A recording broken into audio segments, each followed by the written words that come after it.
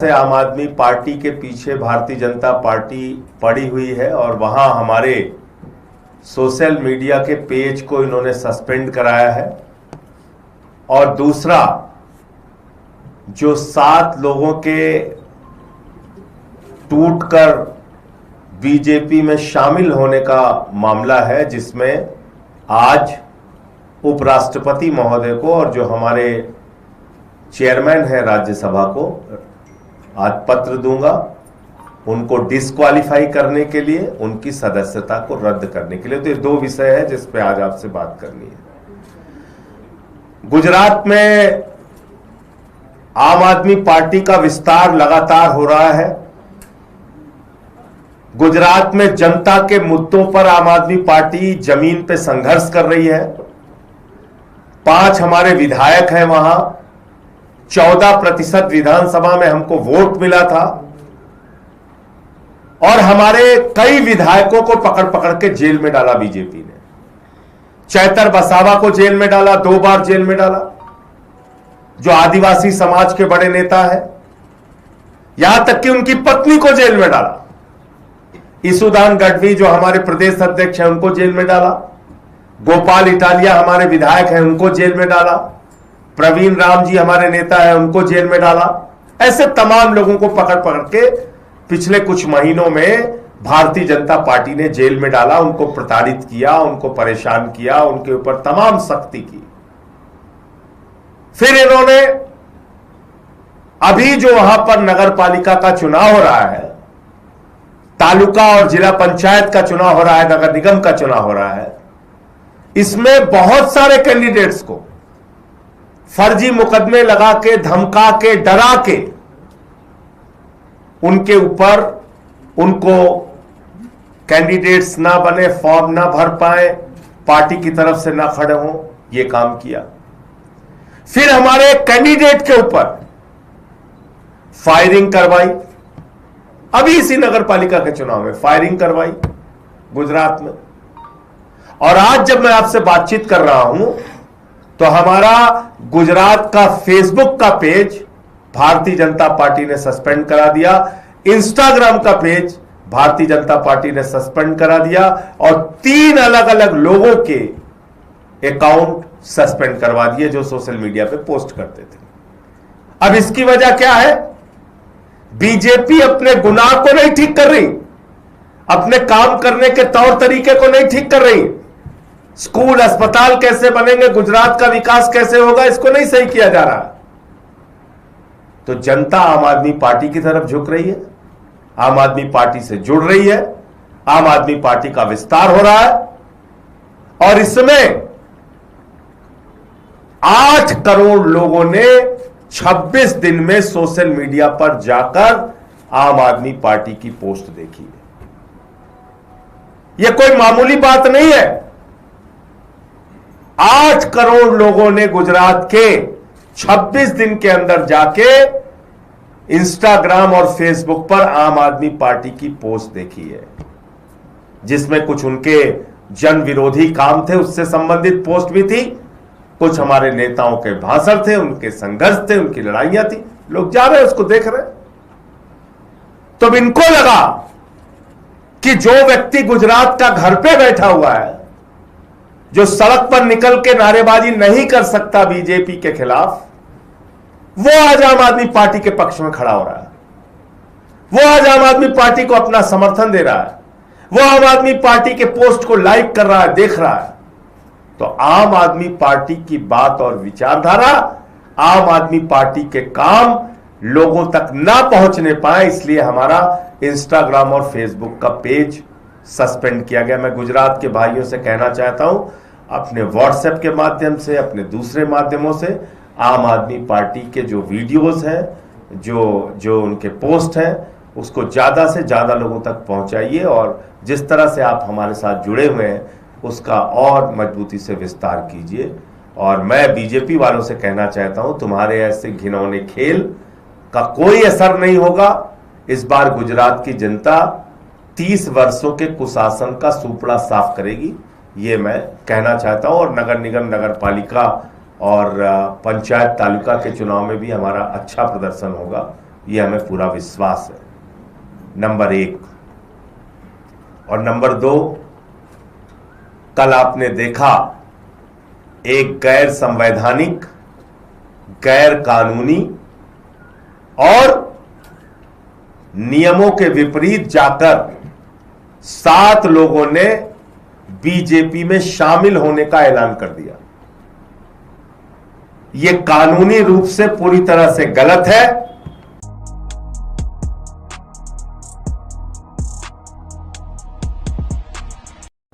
जो साफ तौर पे कहता है किसी भी प्रकार का स्प्लिट, ब्रेक अवे फैक्शन, किसी भी प्रकार की टूट असेंबली और राज्यसभा लोकसभा में नहीं हो सकती, उसको कोई वैधानिक मान्यता नहीं है। और यह शिवसेना के केस में भी साफ तौर पे सामने आ चुका है। यह 10वीं अनुसूची में 10th शेड्यूल में साफ तौर पे लिखा हुआ है, किसी भी प्रकार की टूट, वो चाहे भले ही 2/3 संख्या की हो, 7 की जगह 8 हो, उसको कोई वैधानिक मान्यता नहीं है। किसी भी प्रकार की वैधानिक मान्यता नहीं है। तो जो आम आदमी पार्टी के 7 राज्यसभा के सांसद टूटे हैं, ये गैर कानूनी है, गलत है, गैर संवैधानिक है और संसदीय नियमों के विपरीत है। इसलिए मैं आज चेयरमैन राज्यसभा को, उपराष्ट्रपति महोदय को इन सारे नियमों का हवाला देते हुए पत्र दूंगा कि इन 7 सदस्यों की, इन 7 राज्यसभा के सांसदों की सदस्यता पूरी तरीके से समाप्त की जाए, जिसमें से तो 3 लोग साफ तौर पे कल बीजेपी के दफ्तर में भी गए थे, राघव चड्ढा, संदीप पाठक और अशोक मित्तल। वो साफ तौर पे बीजेपी के दफ्तर में गए थे, जिनकी विजुअल और वीडियो सारी कुछ आपके पास है, फोटो वगैरह। और बाकी जो 4 लोगों को लेके दावा किया जा रहा है, उन सब के खिलाफ उनकी सदस्यता को समाप्त करने के लिए आज मैं राज्यसभा के चेयरमैन साहब को, उपराष्ट्रपति महोदय को पत्र दूंगा। आपके कोई प्रश्न हो आप पूछ सकते हैं। सर, प्रवेश वर्मा के आरोपों पर क्या कहेंगे? उन्होंने एक बार फिर से आरोप लगाया। प्रवेश वर्मा के द्वारा जारी की गई सारी फोटो पूरी तरीके से फर्जी है, झूठी है, बेबुनियाद है। और इसलिए मैं प्रवेश वर्मा और जो भी टीवी चैनल ऐसी झूठी तस्वीर को अपने चैनल पर प्रचारित करता है, प्रसारित करता है और केजरीवाल जी को बदनाम करने की कोशिश करता है, उनके खिलाफ मानहानि का केस किया जाएगा। ये बिल्कुल स्पष्ट करना चाहता हूं। दूसरी बात, साफ तौर पे मैं कहना चाहता हूं, दूध का दूध, पानी का पानी हो जाएगा। एलजी साहब का घर जनता के लिए खोलिए। रेखा गुप्ता जी का जो मुख्यमंत्री हैं, उनका घर जनता के लिए खोलिए। प्रवेश वर्मा जी जो मंत्री हैं दिल्ली सरकार के, उनका घर जनता के लिए खोलिए। और अरविंद केजरीवाल जी का भी घर जनता के लिए खोलिए। जनता खुद से जाए और देखे, फैसला करे किसका घर कितना आलीशान बना हुआ है। इस प्रकार से झूठी तस्वीरें जारी करके, झूठा प्रचार करके आप अभी भी वही घिसे पिटे तरीके अपना रहे हैं। ये तो भारतीय झूठा पार्टी है। ये इसका तो नाम ही है भारतीय झूठा पार्टी। झूठ फैलाने के लिए हिटलर के प्रचार सचिव गोयबल्स के सिद्धांत का ये लोग पालन करते हैं और इसी तरीके से झूठ फैलाने का काम करते हैं। मैं फिर दोहराना चाहता हूं, मैं चुनौती देता हूं दिल्ली के मुख्यमंत्री को, एलजी साहब को और प्रवेश वर्मा जी को। तीनों घर अपना खुलवाइए। केजरीवाल साहब का घर खुलेगा, जनता जाएगी, देखेगी और फैसला खुद से कर लेंगे। संजय जी, क्या है कि पंजाब में आपके बड़े स्तर पर जो विधायक हैं वो राघव चड्ढा के संपर्क में हैं, वहां पर भी टूट की खबरें आ रही हैं। देखिए, फिर मैं आपसे कह रहा हूं, इस प्रकार के झूठे बेबुनियाद बिना सिर पैर की खबरों का कोई मतलब नहीं है। सारे के सारे विधायक, मंत्री, हमारे जो लोकसभा के 3 सांसद हैं, वो पूरी मजबूती के साथ आम आदमी पार्टी के साथ खड़े हैं। केजरीवाल जी और भगवंत मान जी के साथ हैं।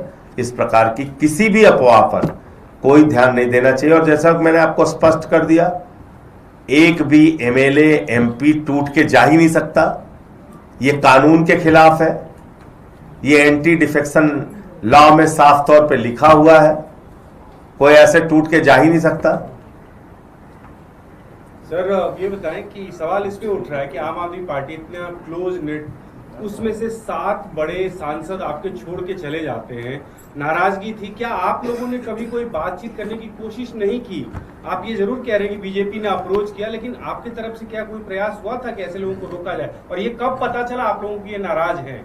देखिए, ऐसा है कि जिन लोगों को पार्टी ने इतना कुछ दिया, उनसे तो पार्टी यही अपेक्षा करेगी कि वो पंजाब की जनता के हित में काम करेंगे, पंजाब के लोगों के लिए काम करेंगे, पार्टी के विस्तार के लिए काम करेंगे।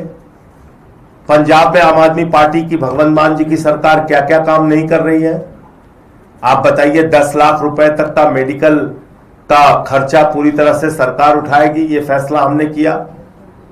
दलित समाज, आदिवासी समाज से आने वाली माताओं बहनों को 1500 रुपए महीने दिया जाएगा। सारी माताओं बहनों को 1000 रुपए, जो जनरल कास्ट की हैं उनको अलग से हर महीने आर्थिक सम्मान राशि दी जाएगी।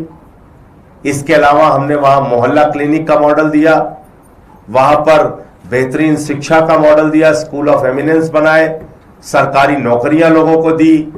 वहां 30-30 साल से जिन नहरों में पानी नहीं जा रहा था, वहां पे पानी पहुंचाने का काम किया, बिजली फ्री किया।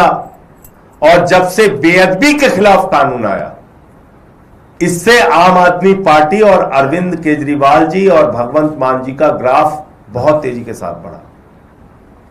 हर आदमी ने भगवंत मान जी की तारीफ की कि ये बेअदबी के खिलाफ जो कानून लेके आए हैं, इसका एक सकारात्मक संदेश पूरे पंजाब के अंदर गया है। और उससे बीजेपी घबराई, परेशान हुई। तो हमारे पंजाब के अच्छे कामों को बाधित करने के लिए यह कार्रवाई की गई। वरना आप बताइए, अशोक मित्तल पे तो 4 दिन पहले छापा मारा था इन लोगों ने, क्या क्या नहीं कह रहे थे, चोर है, बेईमान है, फलाना है, ढिमका है, ये लोग बोल रहे थे। और अचानक 4 दिन बाद वो अच्छे हो गए। तो ये भारतीय जनता पार्टी की वॉशिंग मशीन है, वहां जो जाता है वो चाहे जितनी भी गलती किए रहे, धुल के साफ हो जाता है। ये किया है। पार्टी को सर कब पता चला कि इतने सांसद छोड़ के जा सकते हैं? क्या अंदाजा था आप लोगों को? देखिए, जिस दिन अशोक मित्तल के घर पे ईडी का छापा पड़ा था और इतने बड़े पैमाने पर पड़ा था, उस दिन से ही आशंका थी। उसके पहले की तैयारी रही होगी तो मैं नहीं कह सकता, लेकिन उसके बाद से चीजें बहुत साफ तौर पे दिखाई दे रही थी।